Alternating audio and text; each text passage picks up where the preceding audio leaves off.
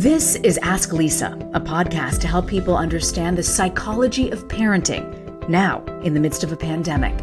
Psychologist Dr. Lisa Damour, author of 2 New York Times best-selling parenting books, takes your questions.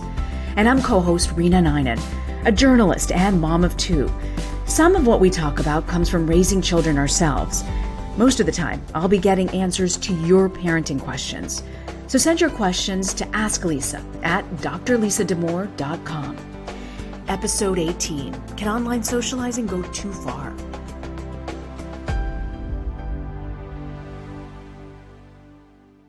How are you holding up?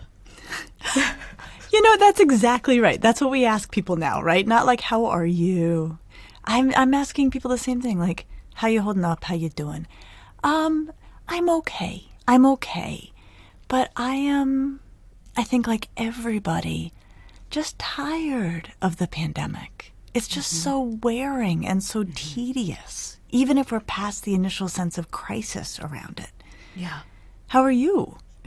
You know, I feel hope because there are all these vaccines, and I know the switch doesn't get turned on once they get distributed, right? It takes a little bit of time, but I feel more optimistic. But I hate winters. I'm a Florida girl who does not know why I'm in the Northeast, and there's so much that I am dreading. And you know, when you go through this and you're trying to figure out, okay, how do you pull yourself out when you know it's going to be a long road ahead? How do you cope? What do you do? I think right now it's very day to day. Yeah.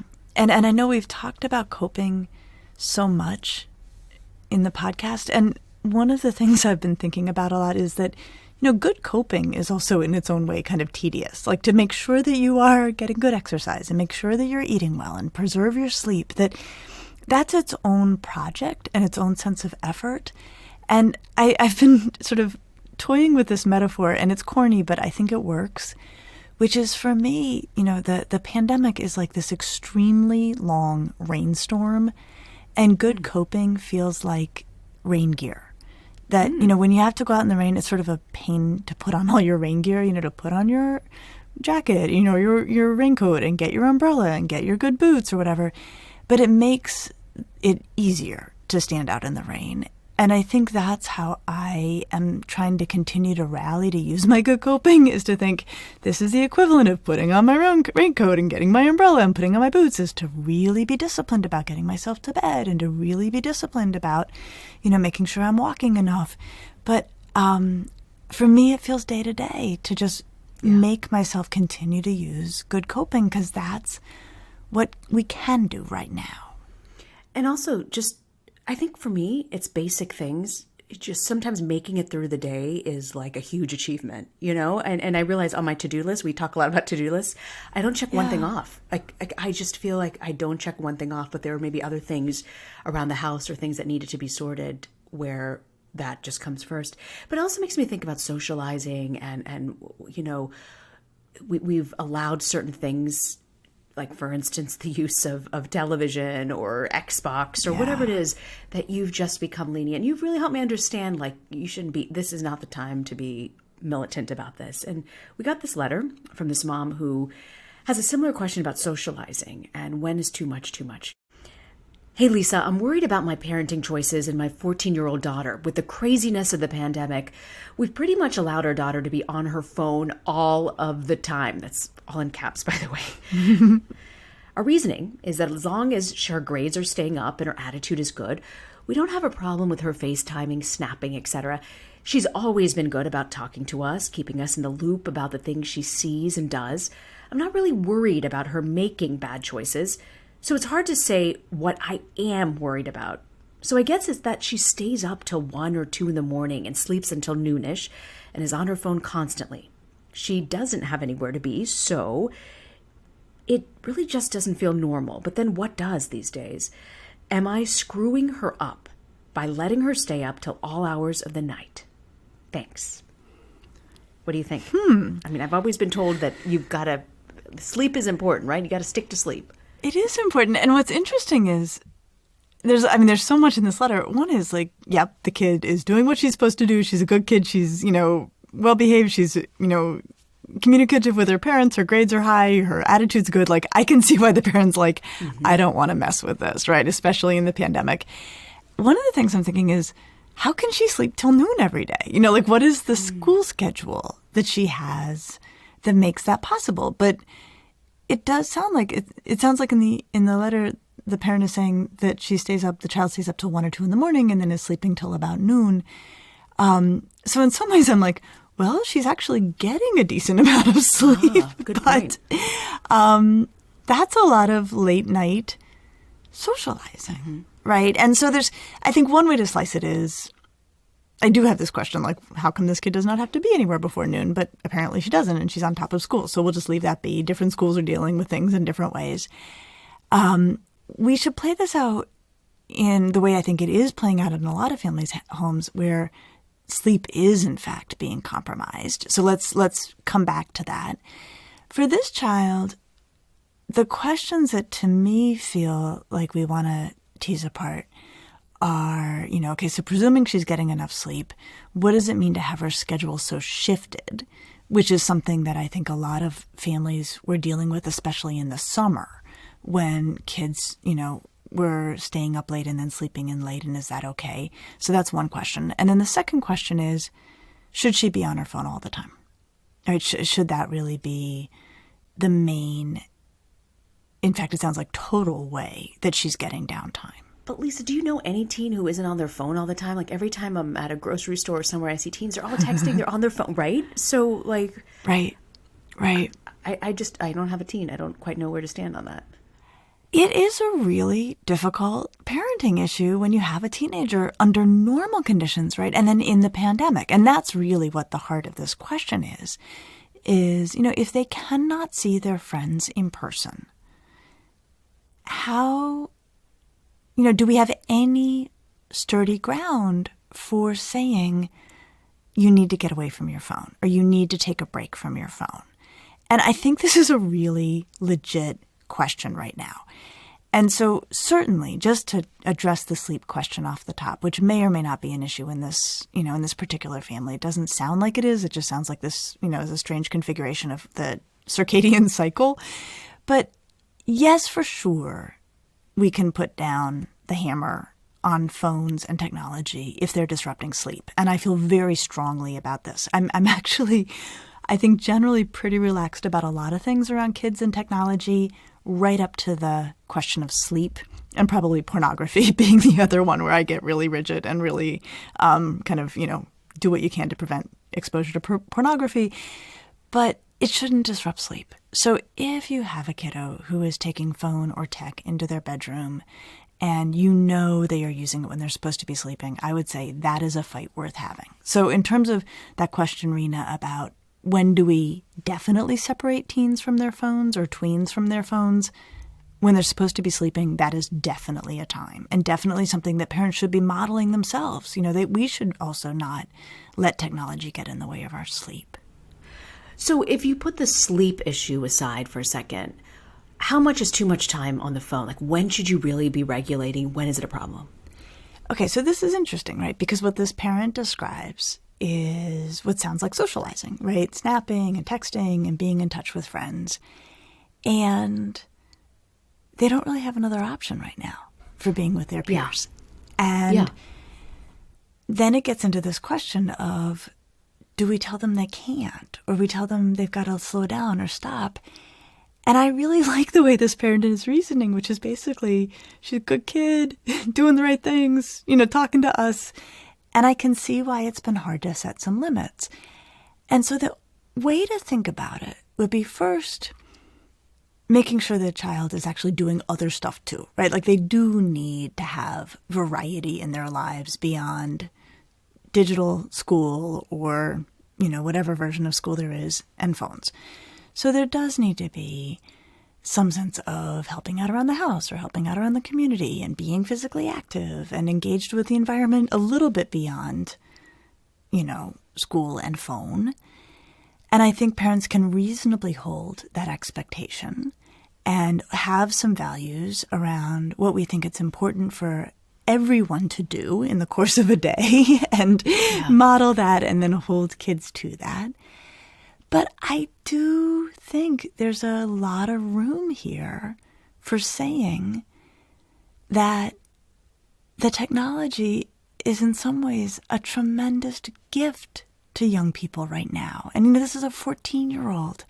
They want to be with their peers. And can you imagine, Rena, if we had had the pandemic when we were teenagers and could not see our friends, and then we're having to wrangle about the one family phone line to connect with our friends? It's true. And for some of us, it was corded. Yes. We didn't even have cordless at one point. Yes, exactly.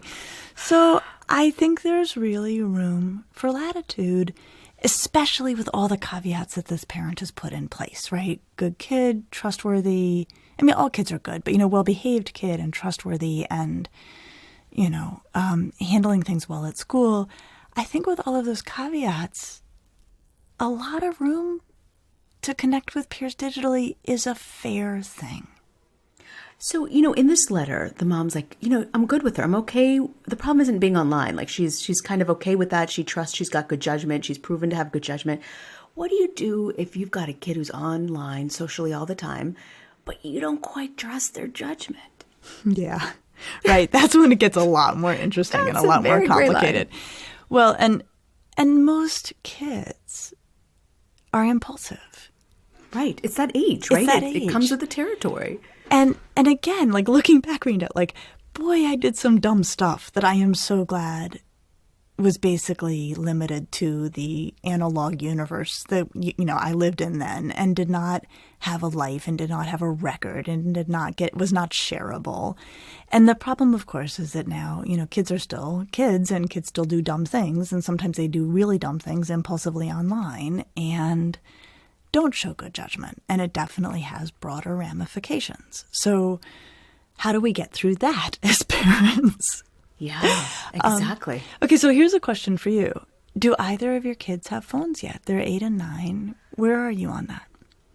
They don't have phones, but because of Xbox, he does have iCloud messaging. So he's constantly checking the iCloud messaging now, which is on my account. And it's a way of communicating. And then at one point this week or the week before, I was just like, get off this. You guys are texting all the time. But then I realized, they're talking to each other. It's totally harmless, totally harmless. They're making fun of someone who, in their group who doesn't like cheddar. It's like a total joke about something. And, is that such a bad thing? Like they're communicating. They have a social connection there. They all feel good about it. Like, so why do I feel this need to shut it down? Well, and it's interesting. You mentioned like there was sort of like some teasing or something going on, but you're like, you trust that it's like, it's okay and playful and fun. And I think that's actually an interesting piece to pick up, because sometimes when adults look at how kids are using online socializing, what doesn't look okay to us actually is okay to them and is playful and fun and silly and comfortable, between kids. And it's sometimes like it's happened where I've been involved with stuff where kids will bring me, the text thread where they feel they were harmed in the text thread, and they show me the nasty thing that was said to them. But I look through the whole text thread. I'm like, whoa, what about all this stuff you said? And they're like, oh, no, that was fine, right? Like, and you're like, really? Right. I don't know. It looks pretty bad to me. And so I think part of the challenge in this, as we sort of start to, pull this apart and tease this apart, is our assessment of what's okay for them to be doing online the same as their assessment of what's okay to be doing online? And I think we can say sometimes we're not in alignment, but then the question is, well, who's right? Okay, so sometimes we're going to be right, and we also have to be open to the possibility that sometimes we don't get it, and what looks a little funky to us is actually totally how they communicate and comfortable for them. Well, so the answer there, I think, is to ask and to talk about it, right? So, you saw your son's thread and you might be like, wait, explain this to me. Like, this doesn't look, I'm sure I trust you totally that you say like it was playful and fine, but I can imagine a situation where a parent might be, or I might be even looking at a text thread a kid has brought me and saying like, explain to me why this is okay. And to call the question, not to shut it down, but to call the question and to see the value of calling the question, because we want kids to reflect. We want them to think about how they're communicating. And that's a way to get those conversations started. Lisa, I love your column in the New York Times that just came out. The headline is How Teens Use Downtime to Connect, Distract, or Reflect. How does downtime help for teens, especially in this pandemic? Okay, so that's right. Okay, so that's the other issue. So there's first the question of whether or not they're using social media appropriately by their standards or ours. And then there's the question about, even if they are using it appropriately, is it the best way to take a break? Mm-hmm. And I had so much fun writing this column. It's the most recent one, and we'll put it in the show notes. Because what I got to think through in writing it, Rena, was the options that are in fact available to young people when they have openings in their time, whether it's like 20 minutes, between classes, or here come, another round of breaks. So they're going to have a lot of time on their hands. And the default for a lot of teenagers, and I will also say I think for a lot of adults, is that we just hop online. We just kind of go looking to see what's there. Yeah. And it's worth really unpacking the pros and cons of the downtime choices we make. And so there are a lot of upsides for teens of hopping online. It's like they miss their friends, they are able to connect. That is a wonderful thing. The piece that I start to get into in that column is, but sometimes they hop online and it doesn't actually make them feel better. That they see images of kids who are hanging out that either shouldn't be hanging out, or they wish they were there hanging out with them, or both. Or they get like a yucky news headline, because teenagers and tweens, like they get all their news often through their, it's all like mixed in with their social media. And so one of the things that I think the parent in this letter might do, that parents in general might do, is to just ask teenagers just to say, look, when you need a break, how often is it that you hop online and you get what you're looking for versus you get something you didn't want? Like just to ask it as a straight up question. Yeah. You also mentioned in this article, which I found fascinating, is getting lost in distractions, which I find I do all day long without intentionally wanting to do. But it felt so good to hear you say that actually getting lost in distractions, it's not really a bad thing. No, not at all. And it's part of it is a form of coping. Like part of it is how we're going to get through the pandemic is just, checking out and losing ourselves in, fantastic TV or whatever. In researching this article, I talked to this, terrific psychologist, Peggy Zakola, down at the Ohio University. And she made an excellent point that I included, that distractions are especially useful if you're stuck in a worry loop. So if you have a kiddo or you yourself are ruminating about something, just there's something that you're just grinding on in your mind and getting nowhere and just feeling terrible, distractions are actually a way to take a break, just to switch your channels in a way. And what she talked about, and I love this, is it has a physiological impact that when we're worrying, we are releasing all sorts of stress hormones into our bloodstream.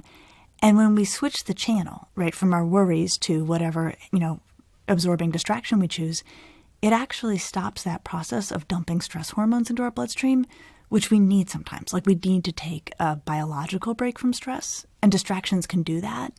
And that also may be a place where social media for kids doesn't work as well as maybe just losing themselves in a TV show, because it may actually add to their stress sometimes, even if that's not why they got on it or wasn't what they were hoping for when they got on it. Wow. So you mean I keep listening, and I don't know why, to Tim McGraw on Spotify over and over and over again. And so now I'm wondering, is this my body and mind's way of coping with what I'm going through in this moment? Like, sure. Probably. Music has been a great escape for me, just listening to something. But you're saying that creating this space for your mind to go somewhere is actually okay, and you recommend it?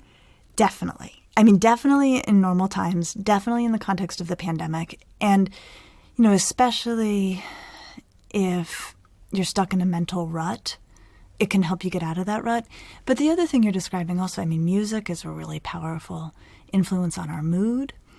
And I find my mood hard to regulate in the pandemic. I can find myself feeling kind of down or sad, much more than I normally do. I was in a super good mood yesterday, and I was like, wow, I wonder why I'm in such a good mood. And it was interesting to notice myself wondering why I would be in such a good mood. I think it was because we got a huge amount of snow, and I love snow, unlike you. That's nice. Yeah, unlike me. Yeah. But then the other thing I touch on in this article, and this for me was like so fun to research for this piece, was this idea, this third option. So you've got, connection as an option for when we have downtime. And that's what this, person who wrote the letter is talking about, is that her kid likes to connect, and that's where all the downtime goes. I'm also lobbying for distraction as a use of downtime, right? Just if we need a break and we need a predictable relief, right? You don't know for sure that social media is always going to provide the relief you need. And then the third kind of break I talk about has to do with reflection.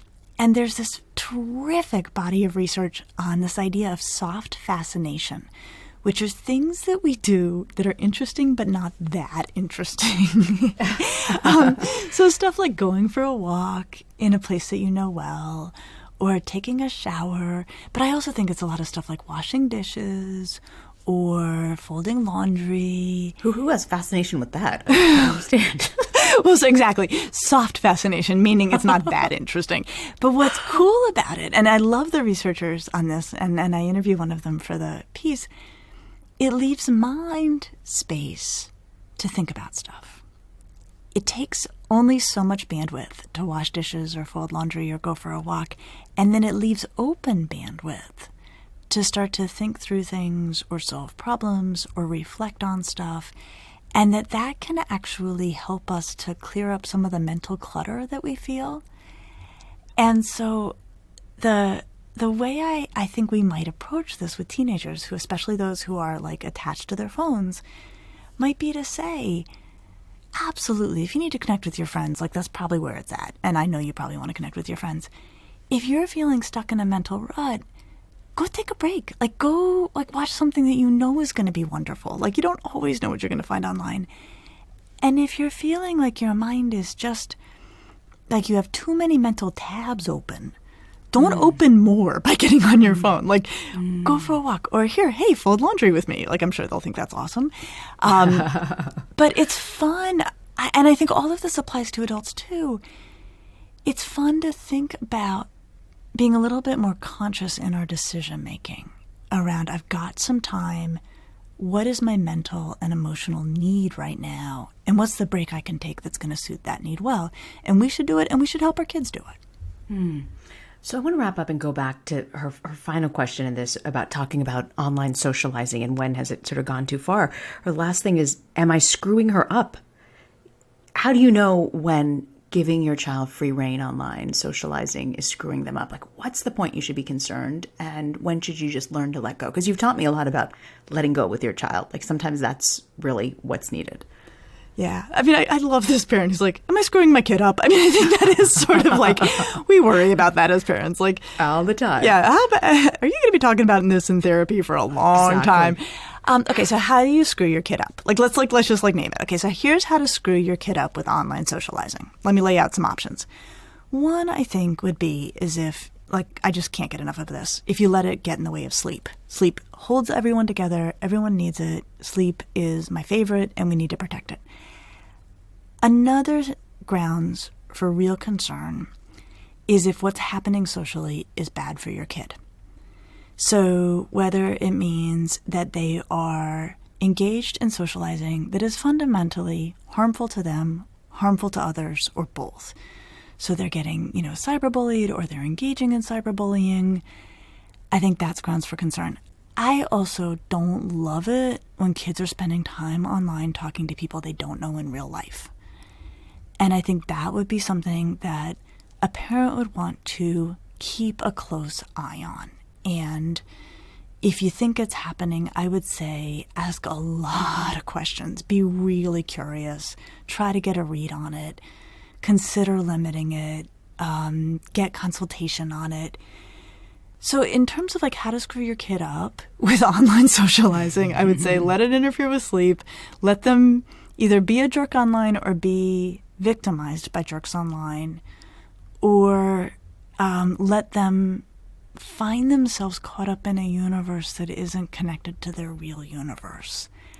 that one you can hear the hesitation, like it's not always the worst thing in the world. And sometimes for kids who are, unconventional in their communities, finding a community online can be a wonderful thing. But you can hear the big fat asterisk in my voice on that. Like that I would keep a close eye on. That's how to screw your kid up. That's what I would say. Wow. I never thought we'd do a podcast about ways you can screw your child up in the middle of a pandemic. Oh. So, Lisa, in the day-to-day, what are we really supposed to do? I think we need to be aware that our kids need a break and we need a break from whatever it is we're supposed to be doing. And we are all accomplishing and doing things in the pandemic, which is kind of amazing. And we take breaks. And especially our kids, often just hop online to take a break. And what I would say is keep a conversation going about whether the break is acting as a break. Whether the teenager at the end of that break feels better, restored, connected, ready to get back to business, do the things they're supposed to do, or whether the break is taking it out of them. And that's when I think we want to watch that. And we just ask. Don't say, you do not seem to be happy being online socializing, so I'm shutting it down. I think we say, you seem pretty tired. Is everything going okay? Is hopping online, talking to your friends, is it doing for you what it should be doing for you? I think it's something like that. So talking to them about it, asking without just shutting it down to shut it down without explanations and having a conversation. Yeah, getting them to reflect. Is this serving me the way I want it to? And now you've got some other options you could offer, right? Do you want to go watch a show? Do you want to go for a walk? That they need breaks. We need breaks, but we want to feel better at the end of them. So true. So true. You think about that, and that's so important. Thank you very much. You bet. What do you have for 4 children everywhere today, Rena? It got me thinking about socializing and online, so we're going to highlight crisistextline.org. And the crisis text line, it came out of dosomething.org. It's really the largest organization for young people and social change. And they've created this text line where it doesn't matter what you're going through. It's international. You can text someone and connect with a crisis counselor online. And so many of our children ourselves, even, we communicate with people by texting. So this is a way to reach out, get support online, and you don't have to pick up the phone or go see someone via Zoom. It's a way to connect and get help. It's crisistextline.org. Terrific. So, Lisa, what do you have for us for Parenting to Go? So, it is not easy to talk to kids about how they use digital technology because they use it so differently than we do, and it means something to them that it doesn't mean to us. And I think it's really tempting to be very judgy of how they use their social media. Yeah. And I think, of course, tweens and teenagers can smell judgment at 100 yards, and it is not a good way to get a conversation going. And so what I would say to parents is anytime you have to talk with your kid about how they're using digital technology, start by telling yourself something which not everyone might agree with at first blush, but I'm going to totally stand by it, which is to say, if we had had access to the technology they have when we were teenagers, we would have used it exactly as they use it. And I know who I was as a teenager. I mean, I know how much I took the phone and wanted it all night. And Rena, do you remember when call waiting came out? Right, like you could swap over and get the other call. Yeah, yeah. And then you could have the phone all night because you tell your parents, like, no, I'll let you know if you get a call, right? Like, so I think tap into that part of your own memory if you can before rolling up on your kid to talk with them about how connected they feel to their technology and their friends through technology, and try to appreciate that as strange as their technology is, given, if we compare it to what we had, we probably would have given our left arm as adolescents to have what they have. And that's a really good stance to try to have these conversations from. That's a great perspective, and one that I never would have thought to look at that way. But it's true, right? So true. Yeah. On so many levels. Thanks, Lisa. I'll see you next week. See you next week. And be sure to follow us at Ask Lisa Podcast on Instagram, Twitter, and Facebook.